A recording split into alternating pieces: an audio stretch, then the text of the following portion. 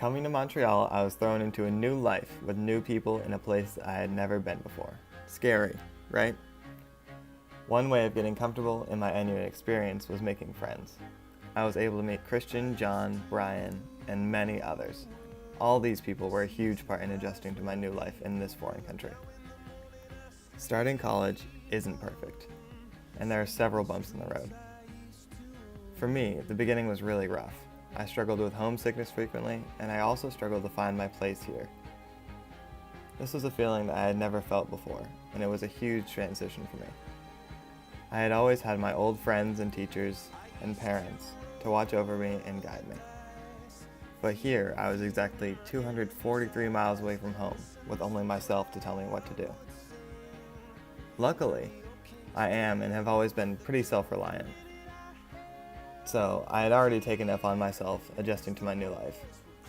And eventually I was able to create a routine to make adjusting to my new life as seamless as possible. The first thing I do is I wake up around 8:45 a.m. due to my roommate leaving for his 9 a.m. class. This was Christian. After he leaves, I roll out of bed and start my day off with a hot cup of coffee in my favorite mug and a bowl of oatmeal, which I've grown to love over my months here.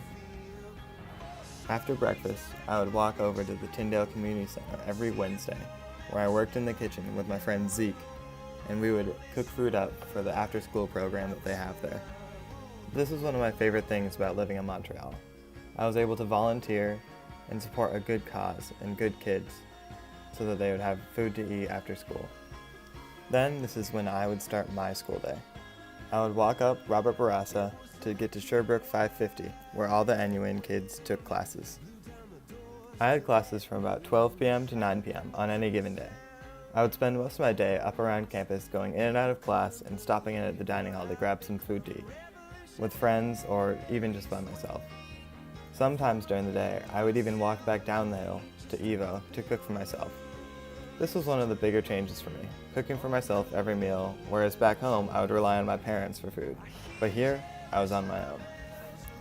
All of these experiences all at once was a bit overwhelming, to say the least.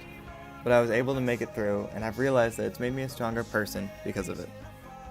Through my experience here, I've learned more about myself than I ever thought I could. Independence and relying on myself to be responsible and do everything that I need and want to do was a big takeaway from my time here.